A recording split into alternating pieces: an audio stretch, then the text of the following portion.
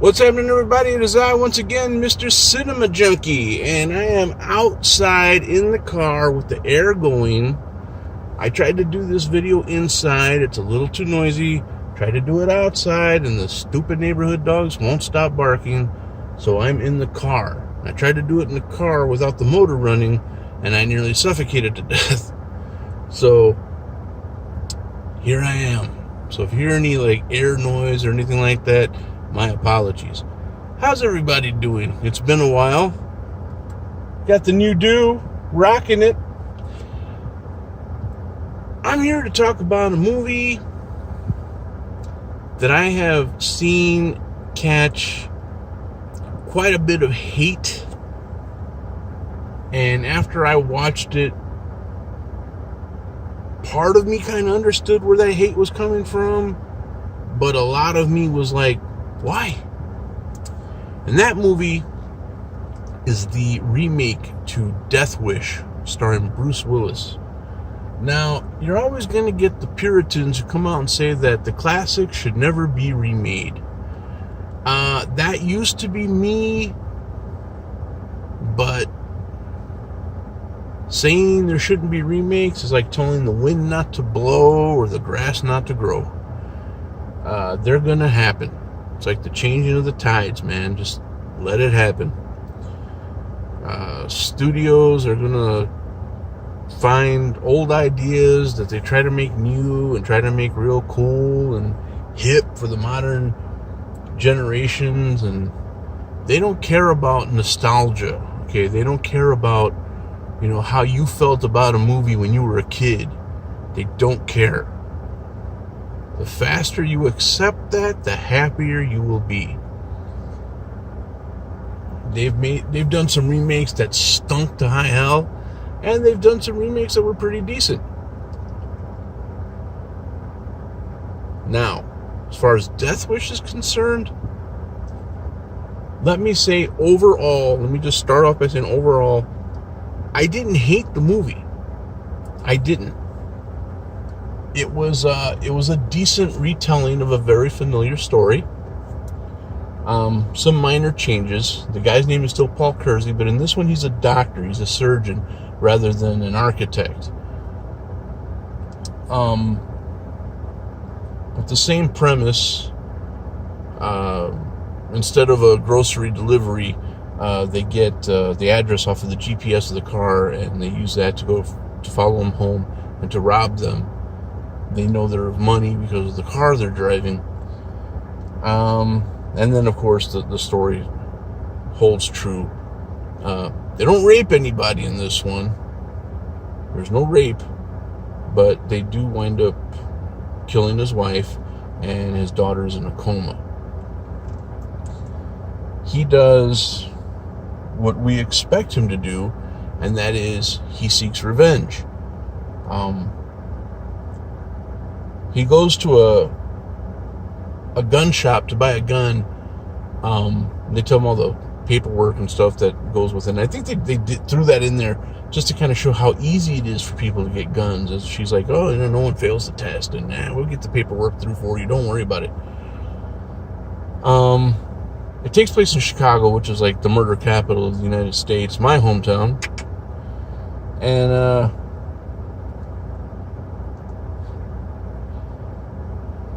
instead, what happens is they bring in a gunshot victim, and it's the guy who got his information off of the GPS. He knows him by the tattoo on his arms, his MJ. And a gun falls out of his waistband, and he kicks it under the table, and he takes that becomes his gun. Now, he gets bullets for it, he gets ammo for it, and he gets a holster for it.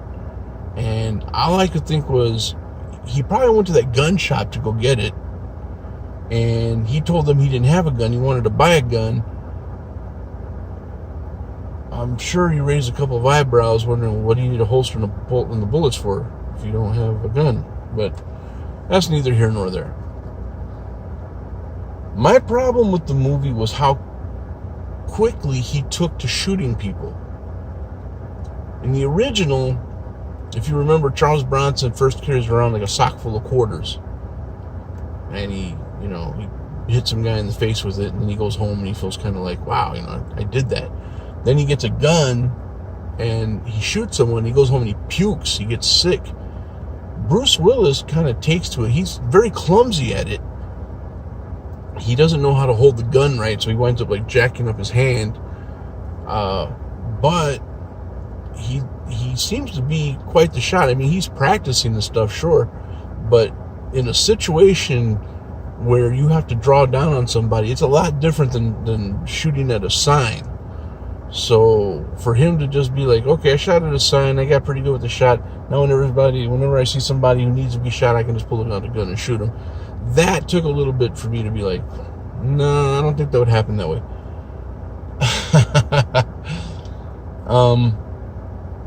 Another thing that I was kind of like, was that he was wearing a hoodie, which is kind of what he did in, what was it, movie Unbroken, where he was a superhero. He wore a hoodie. Okay.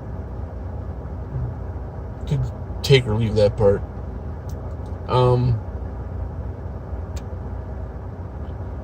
Okay, so the movie progresses. Now he's getting better at the whole shooting thing.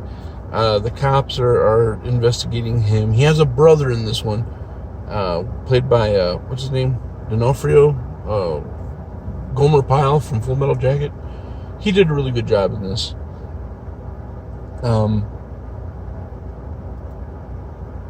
His daughter, on the other hand, when she comes out of her coma, they tell her that her mother's dead, and and she's like, Dad, they won't tell me where Mom is. They won't tell me where Mom is. And he tells his brother, he said, physically she's okay, I can take her home tomorrow, but mentally she just found out that her mother died. And but when they're taking her home, she's like, okay, let's get in the wheelchair, la da da da. She's not really acting like someone who lost their parent. She should be a little more sullen and kind of withdrawn. But hey, neither here nor there. Like I said, I'm not really giving it points on the acting so much as I'm giving it on the storyline. They do have some cameos from some like local DJs and some Sirius XM DJs, like forgot the guy's name, Suede, I think.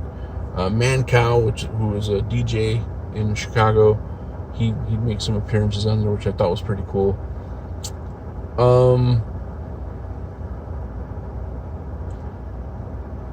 Okay, so I'm on board with just about everything, the way he delivers it, and Tim Roth was directing it, and he brought Tim Roth. What am I talking? Tim Roth? Eli Roth.